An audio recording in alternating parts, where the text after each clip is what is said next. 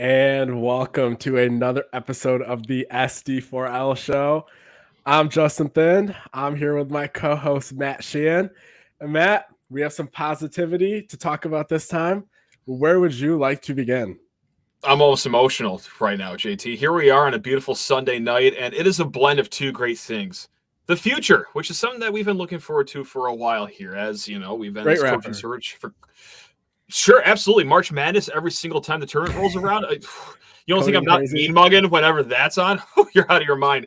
But man, we get the final chapter of this coaching search in the near future. Also, the basketball team showing us, what they were supposed to be as a top 5 team in the last 2 games. Yes, it was just Alcorn State. Yes, it was just Butler, but man, good performances from some key players. So you get a good future of that, but also just the present too. I mean, we're going to talk about that Indiana win, of course. The women's soccer team made the Sweet 16. Our hockey team, Yep. look, I don't know how, quite frankly, I don't know how a line change works, but I'm all in on this hockey team after back-to-back wins over number 1 Wisconsin. Like, are you kidding me? And then, just like we said, the basketball 2 wins. Like, JT, we're happy again. We're happy again. This is unbelievable. Yeah. So how am I doing? I've never been better, JT.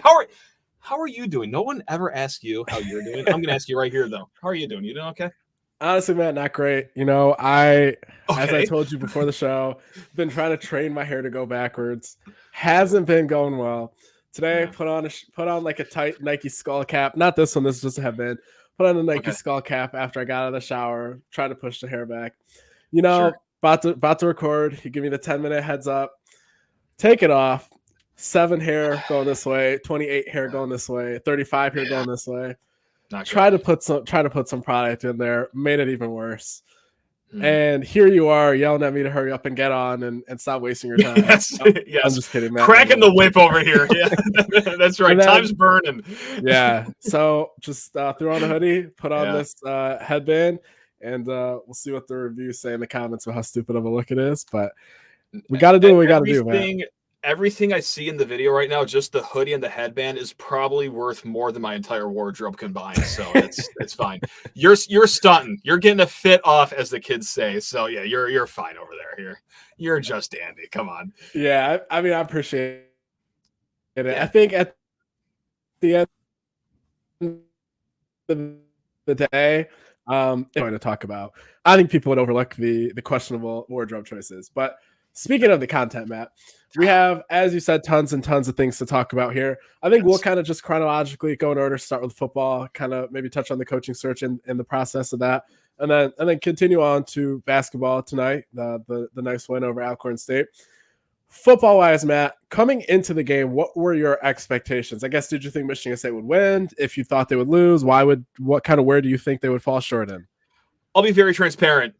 Going in, my mindset was, okay, if they lose, whatever. We've seen a lot of those this year. If they win, okay, great.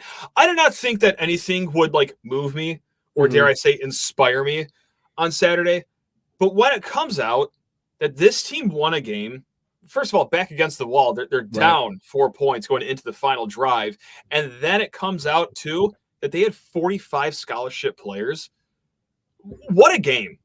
What a win for these players, for the coaching staff, which many of us, myself certainly included, have been critical of.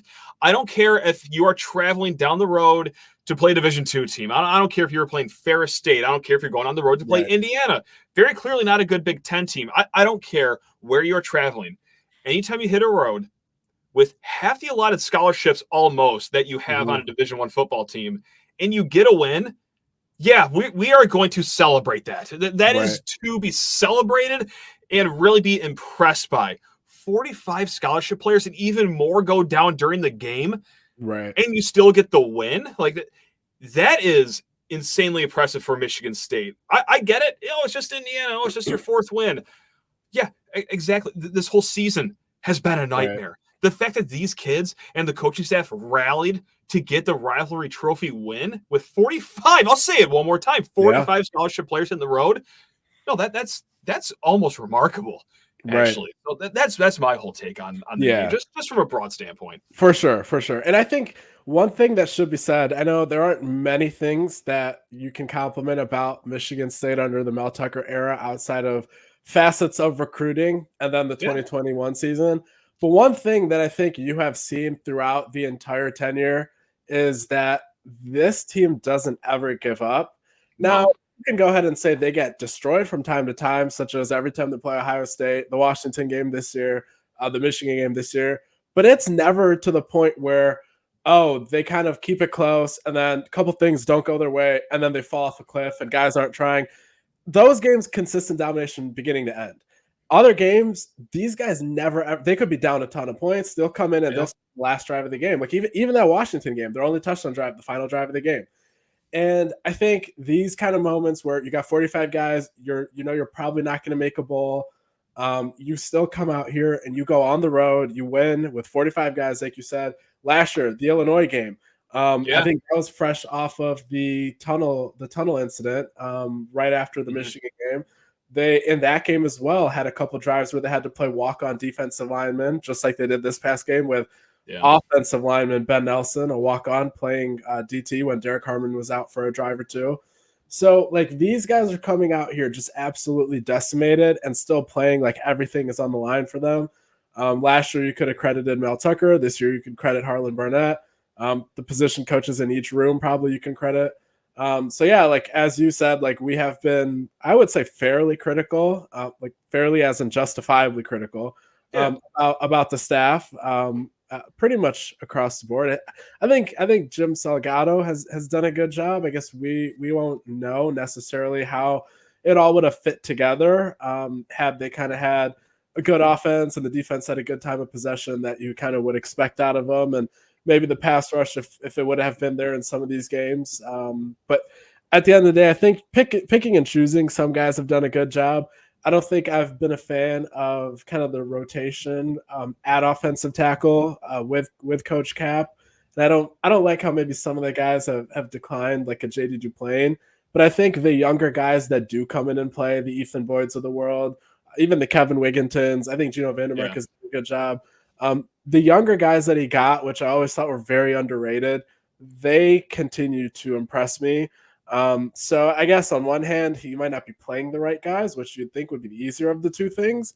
And maybe you shouldn't be seeing your older guys regress, but the younger guys that are coming in and actually playing well, it seems like he developed those guys a decent amount for the next staff year.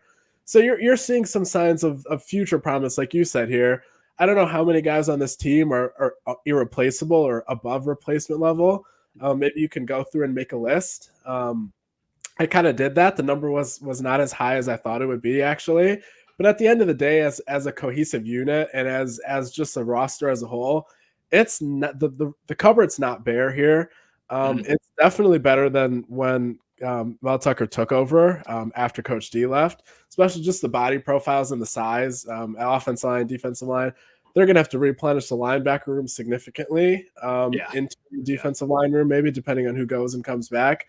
But other than that, there's a lot of promise here. They lost a lot of games that they shouldn't have. And I think it could be a quick sort of a rebuild here where a coach that can come in and win right away and just have good game plans and just good discipline and good coaching. He can come in and turn this thing pretty quickly. I don't think 10 wins or anything like that, but I don't think 7-8 wins and making a bowl game in year one is out of the realm of possibility. So I think it's set up nicely here for somebody to come in and look like a pretty good coach.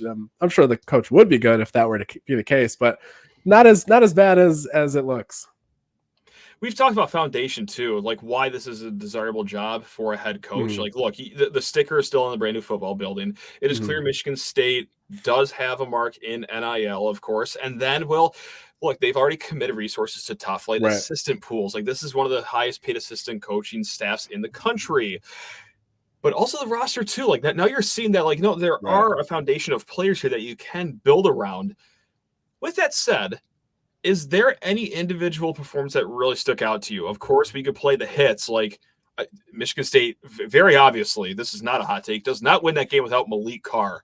Right. It's like, that was the Malik Carr that, like, we were expecting all off season into this season. I know it's been very up and down with injuries and then being out the last few games, but talk about a return. Oh my God. Yeah. Like if an NFL scout just watched that game and that game only, we're hearing his name on the first 2 days of the NFL draft. Like, it was like unbelievable what we were seeing out there. Of course, Montori Foster has maybe the best touchdown catch in the last 8 years of Michigan State football. Like Aaron Burbridge, against Penn State is the reason I use that Right. 8-year mark. But anyone else individually really impressed you? Because I have a name that I want to blurt out right now. It is Jaron Mangum. And I know that he has been out for most of the season. And it wasn't just, the handoffs on the ground and everything, but also just what he can do out of the backfield as a pass catcher as well, which I got to say is something that I did not think that we would be getting out of a Jaron Mangum. But yeah, when you have 49 different running backs that are injured and someone needs to catch balls out of the backfield, hey, Jaron, we're going to be tossing you the ball here a little bit. And he made some hay with it. Like, there were many drives where he just bit off a few good chunk yards in key situations. So, yeah, it's been a bummer that he has been pretty much sidelined almost the whole entire season. But I did enjoy seeing Jaron Mangum. Anyone else that was like really standing out to you individually on your end? Yeah, I think those two guys with Carr and Mangum are great names. I think Carr, we always knew he could do this, which is kind of what made it disappointing the last couple of years that he wasn't doing this. It wasn't because like anyone was down on him or anybody didn't want him to succeed. It's because we knew he could do this all the time. And maybe if he's still here next year, I know he's kind of had some lofty expectations for his future that kind of never added up to me about rushing to the NFL draft before he's willing to buy in and being a blocker and putting together consistent performances. If he's here again next year, I think the new coach, if he can get him to buy in as a blocker and maybe get into a little better shape, I think you have a very lethal weapon here on offense if he fully buys in. And then, Jaron Mangum, it's a shame that, I guess, for one, he wasn't healthy the whole season, but again, goes back to scheme and the offensive play calling and just sort of that whole thing of the offense not playing up to his potential. If he was here the whole season and you have him and Nathan Carter there, and Jalen Berger was also starting to play a little better, at least in the passing game, catching the ball out of the backfield. So Michigan State had something there with that running back room for a bit. But yeah, good names there for sure. I don't know if necessarily anyone else jumps into the forefront of my mind. Jordan Hall plays well, like usual. Classic. Right. Yeah, for sure. He just I think at times people kind of see that the tackles that he makes and get like really, really excited. And I think that's definitely the case, but I just like how he kind of instinctually just attacks. Right. He doesn't act like he's a freshman. Sometimes actually I do notice that he kind of over pursues and maybe he kind of has the wrong read, but that's the beauty of playing so much as a freshman that as a sophomore and as a junior, he's going to be kind of being able to combine the correct read and the correct instincts with going ahead and making the plays. But I'm glad to see him out there. I'm glad to see him getting tons and tons of reps.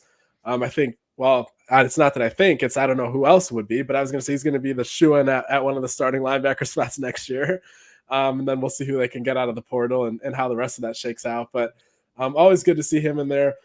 Ade Wiley, I don't know how many snaps he had necessarily, but he looked like he held his own out there for the most part. I know it's a 3-7 Indiana team that doesn't necessarily have a lethal receiver, but I honestly didn't expect that he would be playing as a redshirt freshman in conference games, and even if he did, that he would hold up. So I think relative to expectations, he's looked decent so far this year, and what I've heard in practice.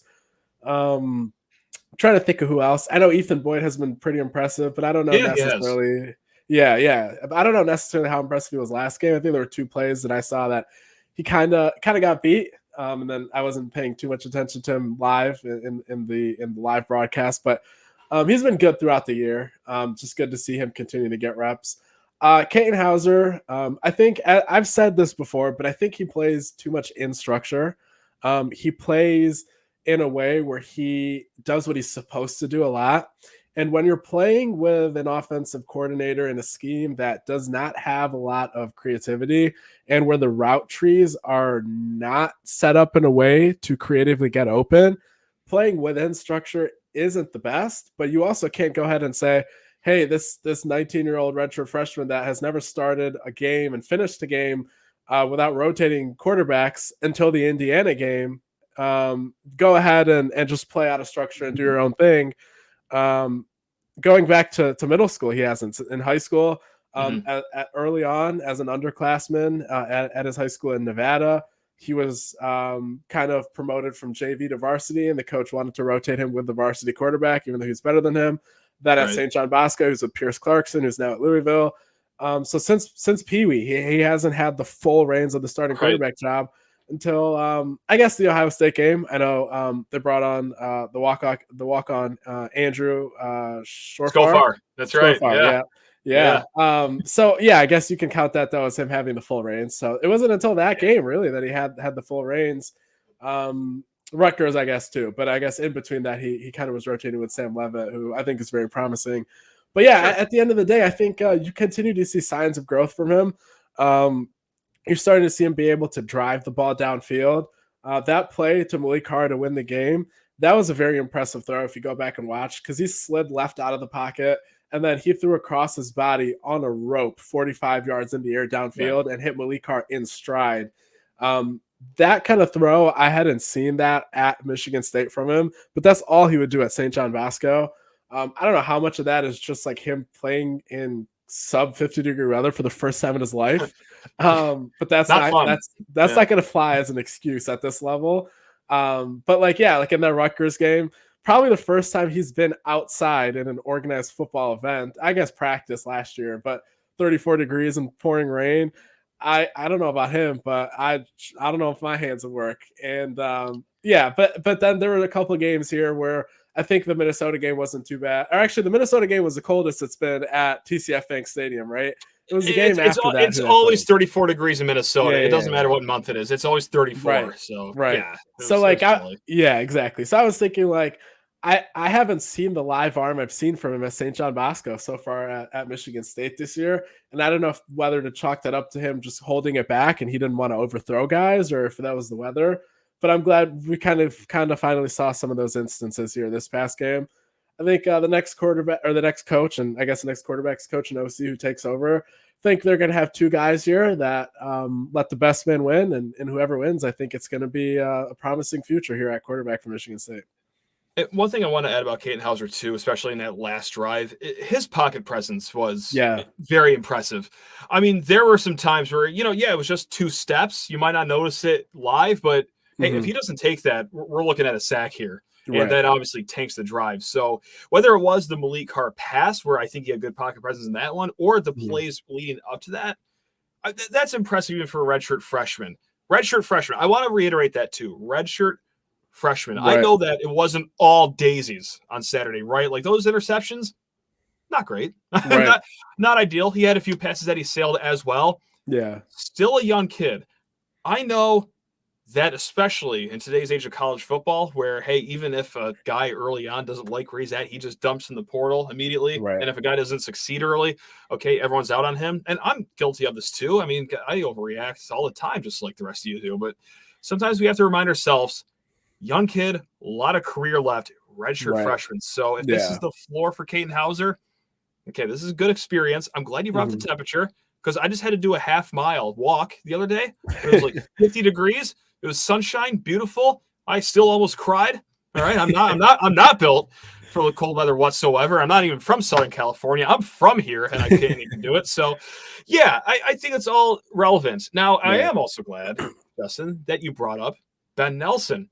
And this isn't a flex whatsoever. This is actually very pathetic on my end. I like to think that I know. Actually, I don't even like to think. I know for a fact. I know Michigan State's football roster better than I know my own family tree. Again, not a flex. This is downright pathetic.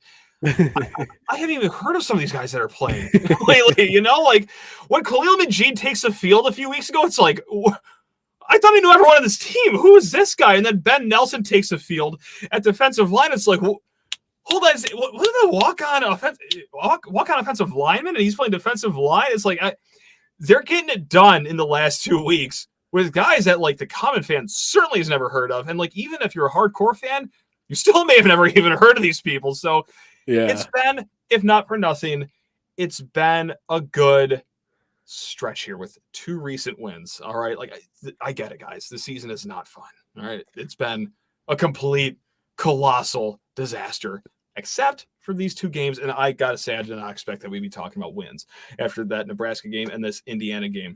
Now, quite the contrary from names we don't know.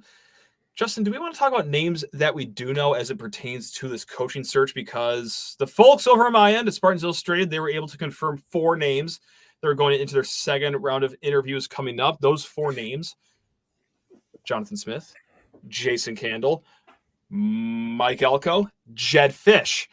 Do you know anything else on top of those that you want to add on to? Or do we just want to rock and roll and talk about those 4 guys right here? Yeah, Matt. One thing that I learned earlier this week, and I guess I'll go kind of more in chronological order. Monday, I was told that Mike Elko does not have a lot of interest in the Texas A&M job. And this was told to me by a national guy that definitely is plugged in down south. And that was the only factual, like, opinion void thing he said. Like, he passed along that fact. Okay. Then, outside of him saying that Mike Elko isn't interested in the Texas A&M job to a large extent, he added some theories. So I wanted to separate that part as being fact, and now this part is him speculating. His speculation was it was more so that he wanted to stay at Duke and kind of do something where he is known as the guy that basically created Duke football from scratch. He wanted to be that guy that is remembered forever for doing something that the program, hopefully once he can elevate them, they'll stay at that level forever, and he'll be credited with that. And that he didn't care about money. He didn't care about kind of jumping to a higher level. That was what his theory for why he didn't want the Texas A&M job was back on Monday. And also in that same turn, he speculated that as a result, he's like, honestly, I don't know if you want the Michigan State job either. So quietly, I was kind of like, not disappointed, but like kind of just he was like at the top of my coaching board this whole time, and I thought Michigan State should be able to land him if they put forth the money, and I thought he would do a good job here. But I kind of just kept that to myself. Like, I didn't go on the Starling VIP board and say, hey guys, get your hopes down on Mike Elko. It's not happening, because like I just said, that was all speculation, other than the one factual part about him not actually having that much interest in Texas A&M. Thursday, I believe it was Thursday. Yeah, whenever I posted on the VIP board, this was right after you guys, David Harns, I believe, that had that report of those 4. This was the same day as that. So then I posted after hearing back from this individual down south that's plugged in. He said, scratch everything I said about the speculation for why Elko doesn't want the Texas A&M job. It actually comes down to the fact that when he was the defensive coordinator there, he did not like that culture. He didn't like what Jimbo had to go through, and he's put off significantly by a place where donors kind of run that show. Yeah. And he said also, as a result, scratch that he might not be interested in the Michigan State job. Now, granted, that does not suddenly mean that Michigan State and Elko are a done deal or that it's suddenly easy. Duke is still going to pay him, or they're going to try to pay him a huge chunk of change as his next extension. Rumors were, and this I was told secondhand information from somebody that usually knows coaching contracts around the country, but also couldn't confirm it because Duke is a private institution. The rumors that this individual had heard were that Elko's first contract at Duke was for $3 million. Mm-hmm. I know that sounds cheap, but he was making 1.2 as Texas A&M's defensive coordinator, so he got almost tripled that salary, and he got a head coaching position at the P5 rank. So that adds up to me.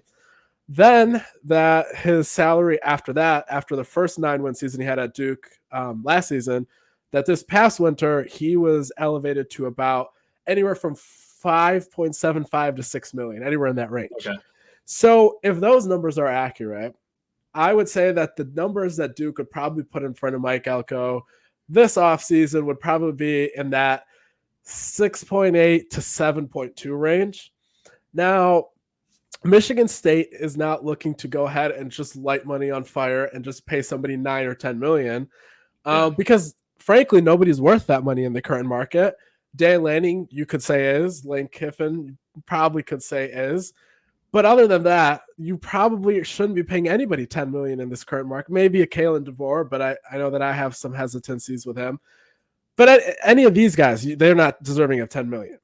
However, the thing is that on one hand, it shouldn't take 10 million for you to get an Elko or a Jonathan Smith, because if they're getting about 7.2 million as their next raise at Duke or Oregon State, mm-hmm. they either should be willing to come to Michigan State for about the same money, maybe 7.5, 7.8, or if they're demanding 8, 9, 10 million, they frankly don't want to be here. And then your decision is even easier. Yeah. So I don't think money will be an issue here either way. It's either you're going to get somebody by matching their current extension offer or going a little bit above it, or the guy's going to tell you honestly that he doesn't want to be here by asking for an exorbitant amount of money.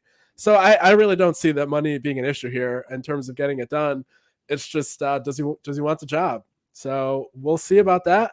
But yeah, I think Elko is going to be over here as another finalist. I think Jonathan Smith will be too. Jedd Fisch, I know that there's some hesitancy from Michigan State fans, whether that's because he was originally at Michigan or whether it was comments from, I know Brian Lewerke had some sentiments about Coach Fisch on a podcast of his. I frankly didn't hear it, so I don't want to take it out of context. But I think kind of what the way it was passed along to me was Brian had said, and this is me paraphrasing the quote essentially, he has said that I don't think he would be a good coach for Michigan State or anyone.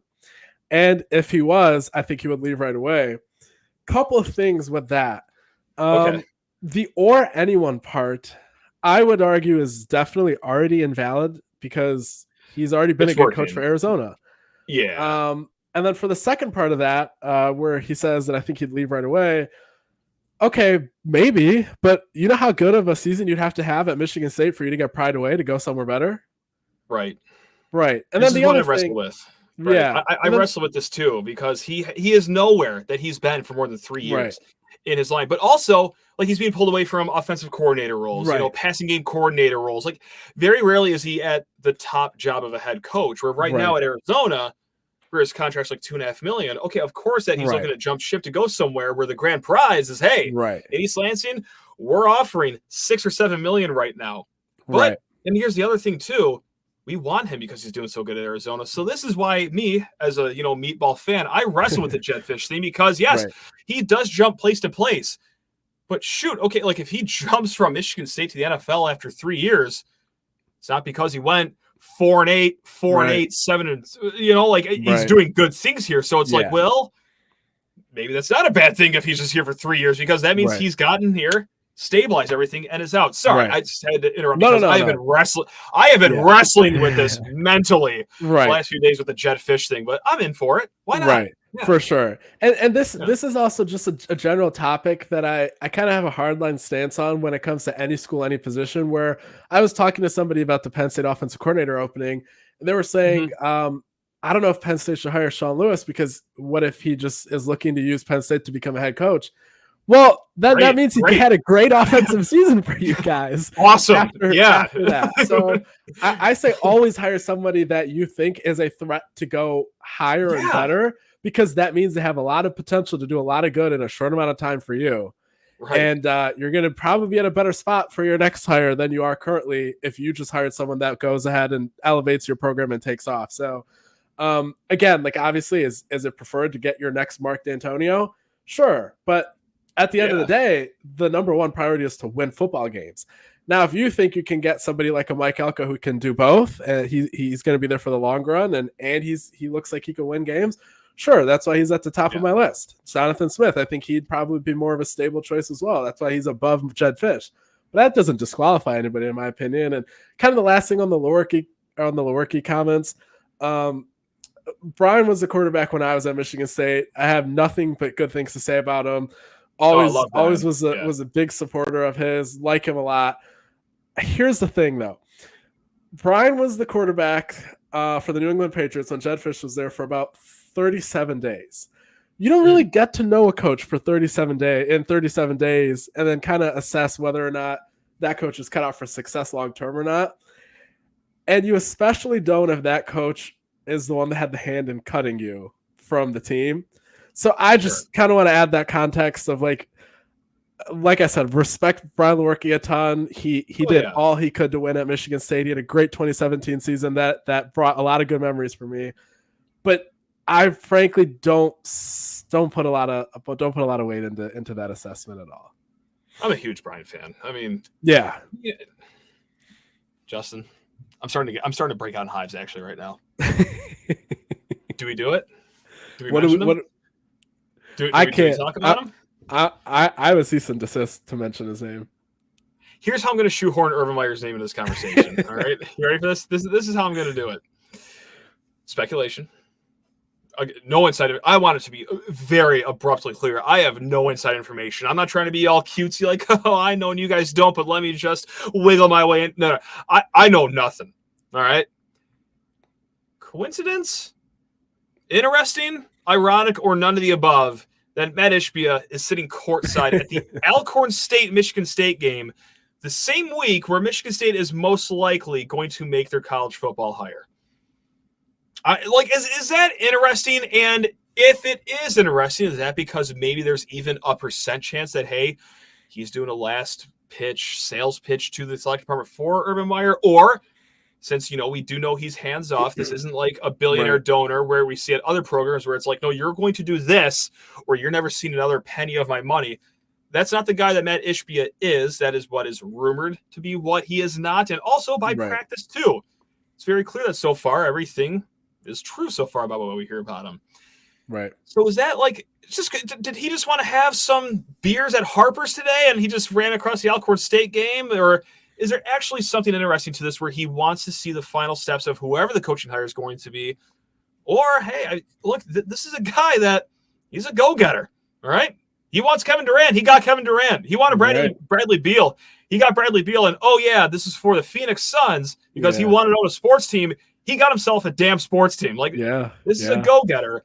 So I don't know. I just see him on the sidelines of this Alcorn State game. I'm like, I was 1% for Urban Meyer, but now I'm a robust 5% right now. Or am I just completely delusional and insane right now? And am I overthinking this so much right now? It can be that. It could be that. I don't think it's a coincidence. I think it's pretty clear cut that Ishbia was there to push through. Danny knows for head coach, I think. I'm leaving. All right. Good seeing you, Justin, as always. Take care, guys. I'll be back. Danny Dimes. Just man, it'd be nice to send him some Outlook emails and get the plays called that I want. Some would be orbit nice, motion, orbit motion, dip dive screens to the weak side. Dan, come on over. But no, I think your concept there is not flawed. I think his timing to come to a Alcorn State Michigan State home game when he could catch Michigan State at Arizona in a few days and make a shorter flight. That is not just something you throw aside. However, the counterpoints, Matt. Please. Maybe he was just here for some United Wholesale Mortgage business and said, "Hey, before I leave, let me extend my trip for a day and watch Michigan State and then head out." Boring. Counterpoint number 2, Matt.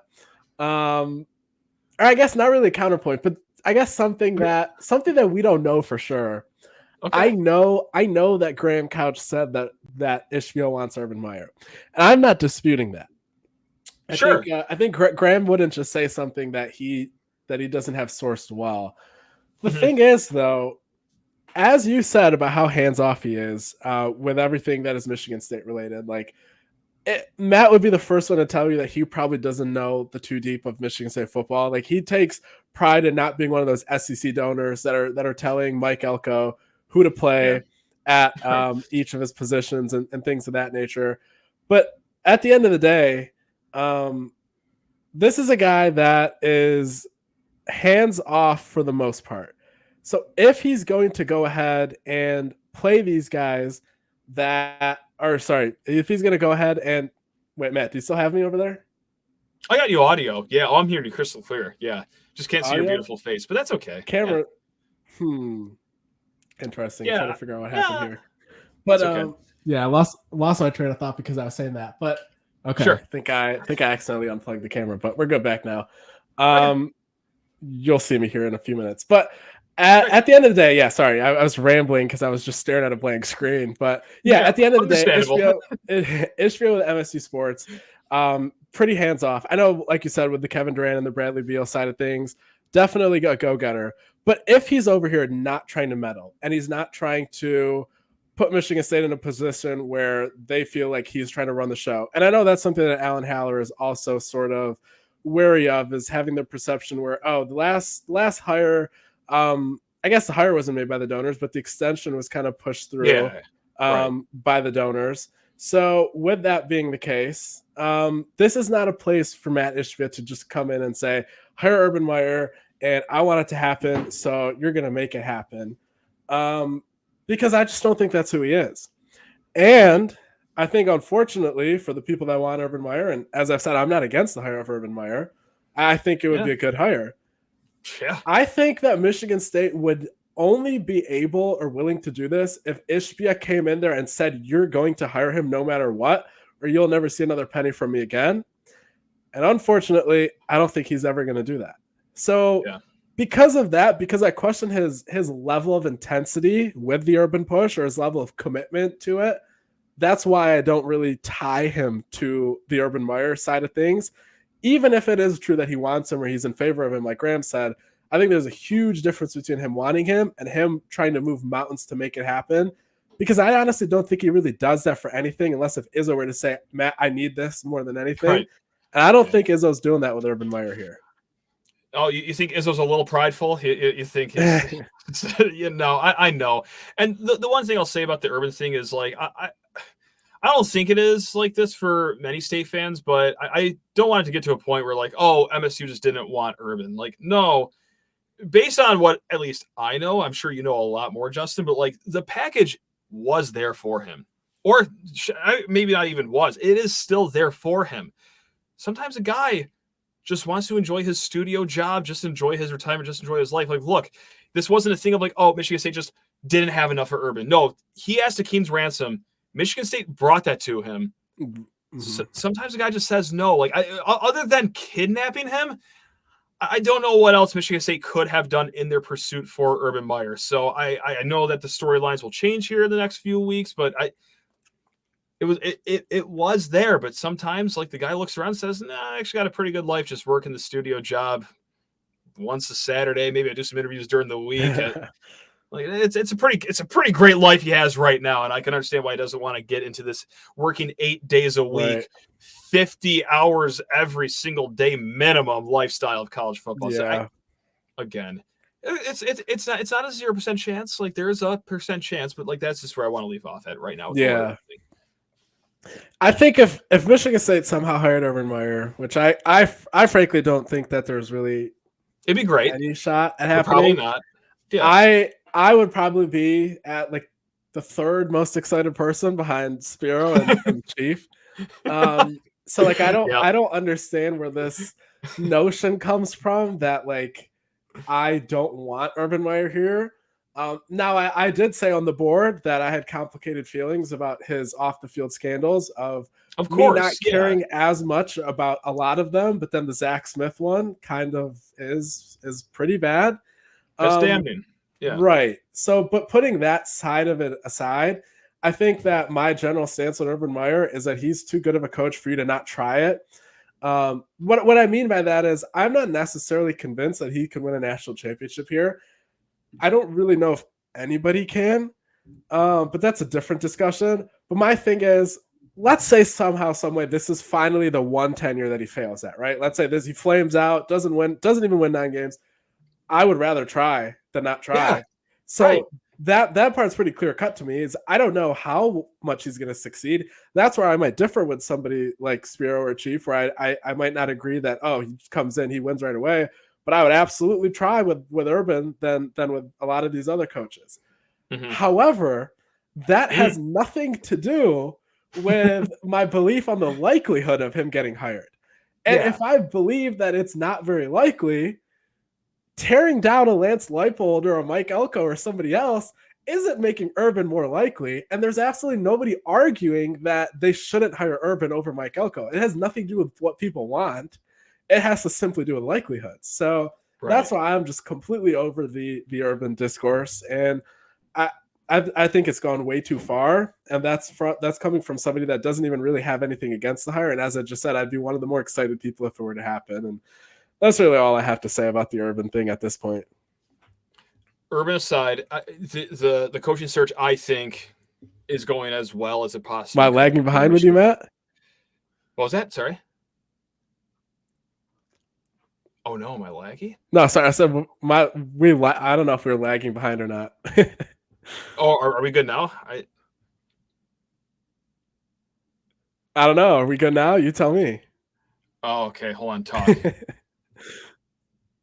All right, you talk. Okay, I'm talking now. This is horrible podcasting, but it's great. This is not good.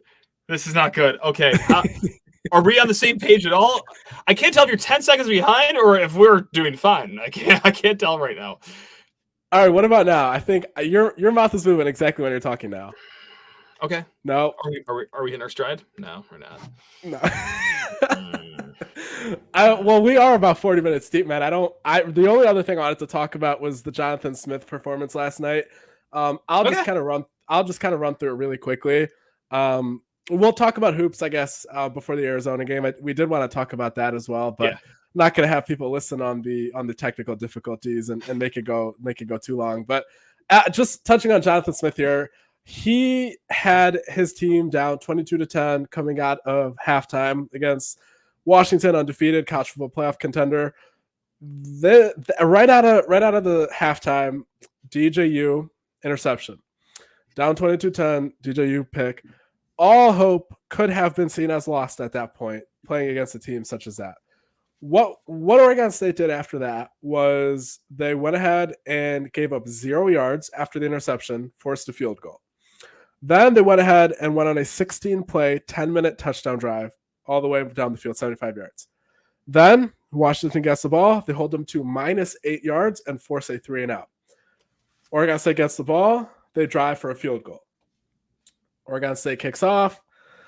I'm trying to do this off of memory. Okay, I think Washington once again had a punt, but then Oregon State then came up short on their possible game-winning drive. Then Washington got the ball back again.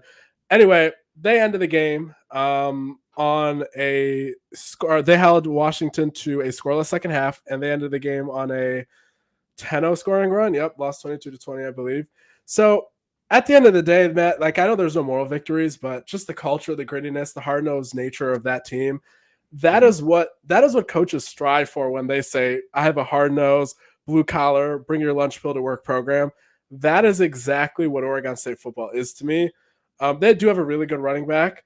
I don't think he is anything to the point where he's not even a Doak Walker semifinalist right now. He doesn't even have 100 yards in more than 50% of his Power 5 games.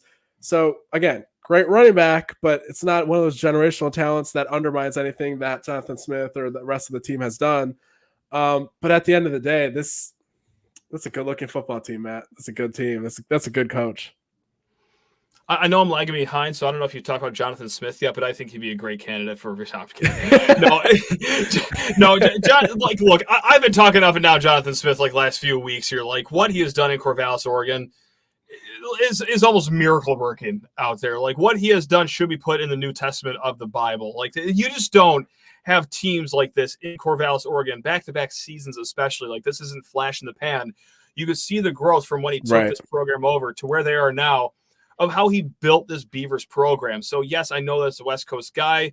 Everyone's worried about the awkward fit. Like, but what you're saying, though, with the actual culture, and it's so cliche, like, oh, yeah, well, great. A football guy that's preaching hard-nosed work ethic and toughness. But, like, just like you said, you see it in spades with the Beavers. Like, it is very impressive what you see every single Saturday. Yeah. And I'm already looking forward to this weekend, the Oregon State game. Like, that's going to be a dynamite civil war out there. But look, in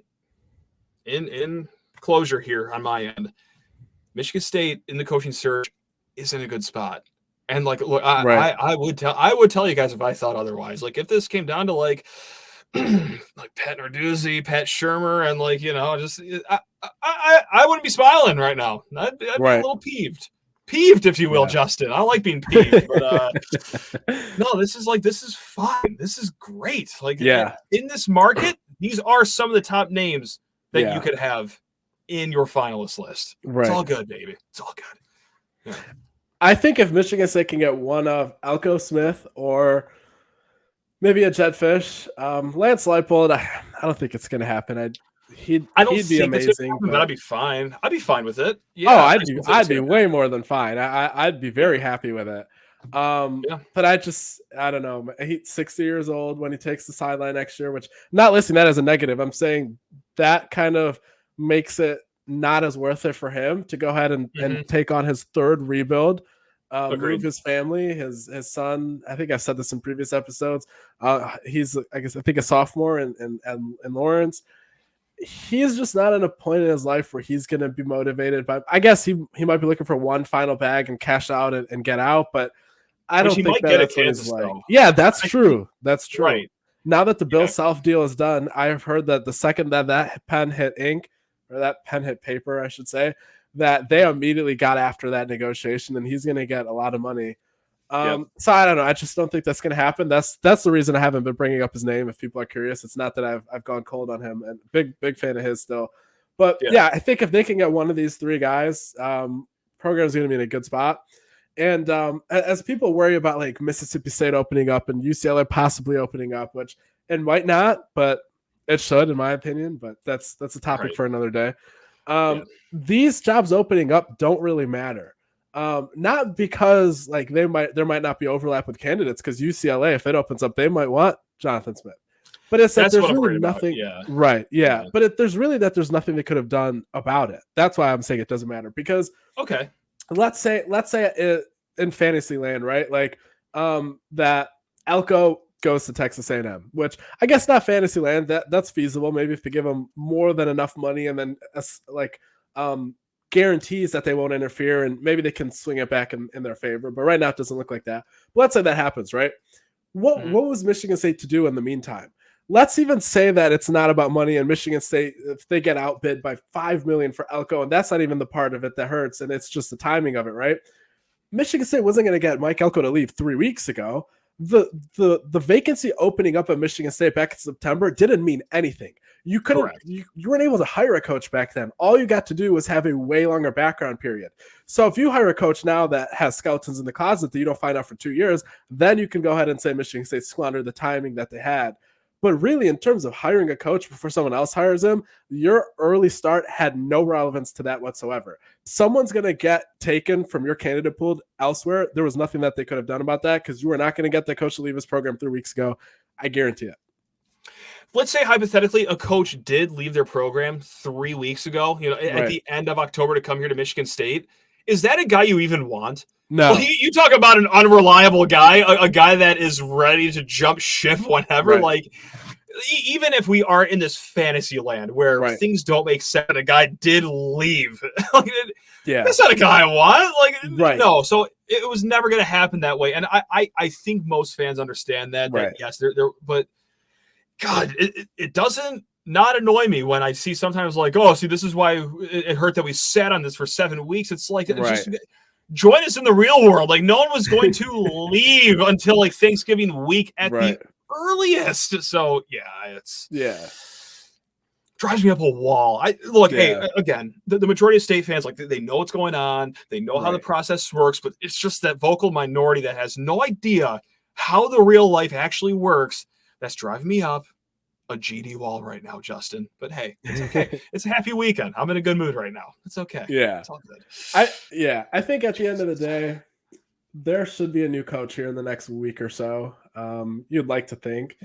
What's your guess for day? Call your shot right now. I got aggressive. I said we will know inklings by Wednesday, which I already feel like I should be walking back. But my feet are in the sand right now, so I think that Wednesday will be when we'll be feeling things. So I'm pulling up a calendar here. The chief of propaganda, very neutral fan, as we reference here from time to time. Down the middle, non-biased, correct. Right. He tweeted today that Mark D'Antonio was announced as Michigan State's head coach on November 27th. Looking at the calendar here, November 27th, the 17th anniversary of Mark D'Antonio's hire falls on next Monday. Now, if you ideally are looking to hire a coach in terms of a handshake agreement, you're probably hoping that happens sometime this week, kind of like a Wednesday that you're saying. But ideally, with the NDAs that have been signed from Michigan State employees working on this search, which I found out was happening here a couple days ago, with that in place, and the fact that the agent for this coach, it's in best interest for his client to have this not get out before he coaches his final game, I think they will be able to prevent a leak during this upcoming week, just because it benefits both parties. But on the 26th, 27th, that 26th, I think, is where you might see a Feldman tweet of nearing a deal completion. I think the 27th is where you might see like a Michigan State sort of graphic saying, welcome our 26th head coach, introductory press conference, maybe that Tuesday or Wednesday after that. That's the ideal timeline. I have not heard any intel whatsoever that that's what's going to happen, But you asked me for my guess. I think it might be official on the 17th anniversary of the day that Michigan State hired Mark D'Antonio. Okay, because I'm also looking at like official is different than social media. Right. Here's how I think it's going to play out. Message board screenshots are going to hit Twitter like Wednesday around 6 p.m. Okay. Kind of like when people are going to the bars before Thanksgiving. We're going to get like a credible message board person, whether it's you, whether it's Comp, whether it's Spartans Illustrated. We're going to get some at like 2:13 in the morning going into Thursday that like, hey, serious smoke around this. We're not reporting that it's actually happening, but things are looking like that. And then by the time that you are stuffing your face with turkey, mac and cheese, a little Caesar's pizza, whatever you guys eat on Thanksgiving, there's going to be heavy smoke around that. Like, yes, it's going to happen. And then, of course, we're going to get the coach denials like that Thursday night or Friday of like, no, I'm not taking the job. Or like, I don't want to comment at this time, but focus on Saturday's game, which if that's what they're saying. That might as well be. That is the official announcement. And then, so I don't think anything will officially be tweeted out by Michigan State, of course, until Sunday after whoever the coach is games wrap up, because one thing that we have going for us is that none of these coaches, unless things get really squirrely for Oregon State or Arizona, none of these guys are coaching a conference championship game. Right. So we're not like on hold for another week here. Like, no, for these finalists, I'm sorry, that's disrespectful. Jason Candle, he will be in a conference championship game. That's true. I guess I'm just dismissing him altogether. But if it's a Power 5 guy, right, you don't got to wait around those extra 7 days for being cordial, and just being a good delegate of the process. Like, no, you can run that up the flagpole midnight on Saturday if you want to. So yeah, it'll be fascinating. It's finally here, Justin. Right. This is exciting. We've been sitting on this for a long time. Yeah. Oh, this is great. This is exciting. Yeah. I'm trying to recall, and I'm pretty sure that there was not a single whisper, but when USC hired Lincoln Riley, that was the Sunday after his final game as Oklahoma's head coach, there was not a single whisper, a single credible rumor, not even his name being linked to the USC job, I believe. No. Just 24 hours before that, right? It was the best. So what happened is that he was heavily rumored to LSU, and he said, with emphasis from his chest, he said, I am not taking the LSU job. Right. Because I'm going to USC. Right. I'm headed to the palm trees. I ain't headed to the bayou right now. Let's get that was such a great chapter in college football history. That was great.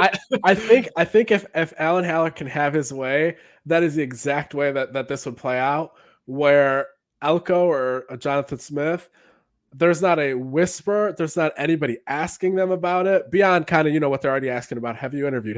Yeah. Anything beyond that, other than them finishing that game, and then the next day there's a tweet from Bruce Feldman saying that so-and-so is going to Michigan State. We'll see if they can pull it off.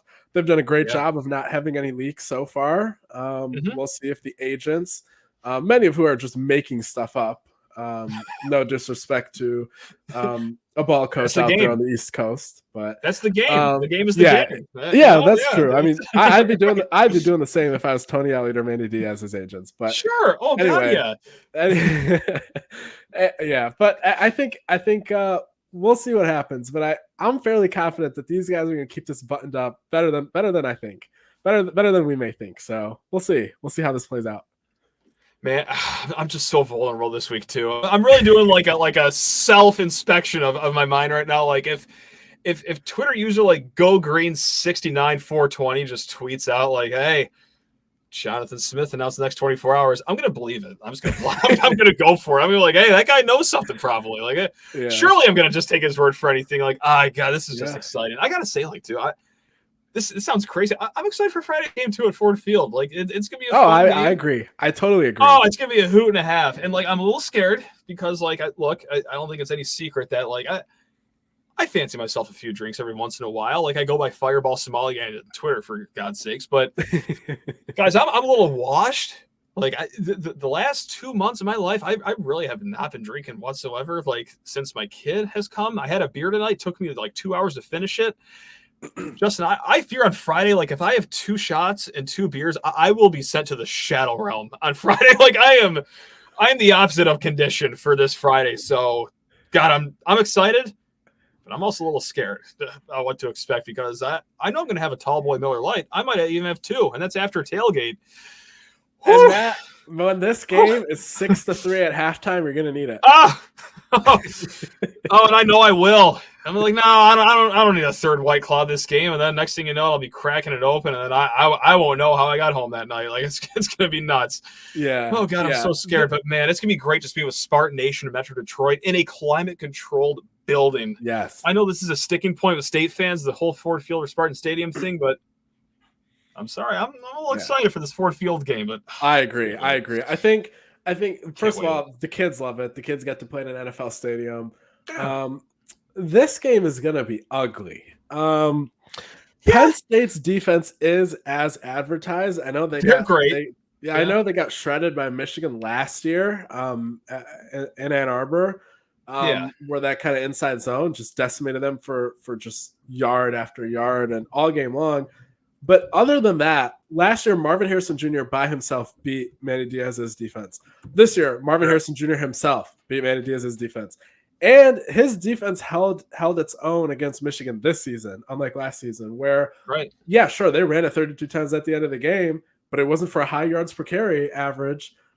It was not necessarily any sort of domination, and they've held their own. So 3 of the last 4 times that they've played like a top 5, top 7 team, they've held their own, and they've done so in other games too. So that defense is legit. Chop Robinson and Adisa Isaac are going to be very hard for Michigan State's offensive tackles to block. It is going to be very hard to score any points against that defense. However, luckily, the James Franklin pattern of hiring bad OC after bad OC with James Moorhead sandwiched in between and then more bad OCs around that is still continuing. It's a thing. And it's a thing. Yeah. Mike Yursich has been relieved of his duties, but I have a hard time believing that his replacement is a better OC than him because that guy was not an OC yet. So, man, it's going to be ugly. First team to 10.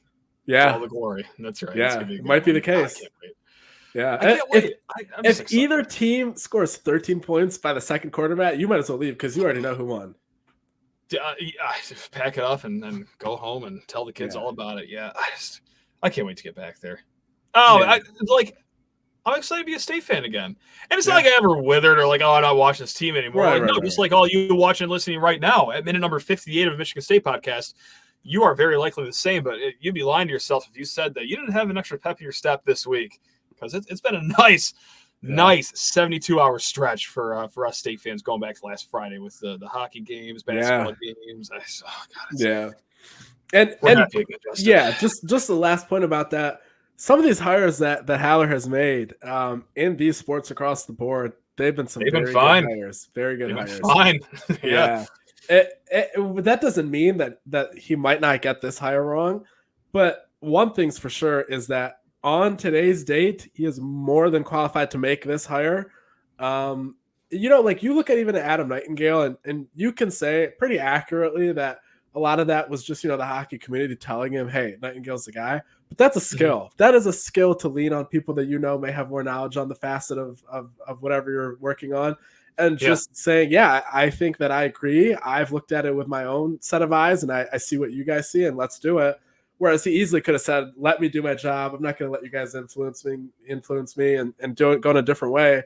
And then with Coach Freilich and Leah Johnson and Jeff Hosler, this guy knows how to hire coaches. We'll see if that continues. That's to be seen, but it's as good of a start kind of so far, at least in terms of hiring coaches as you'd like to see.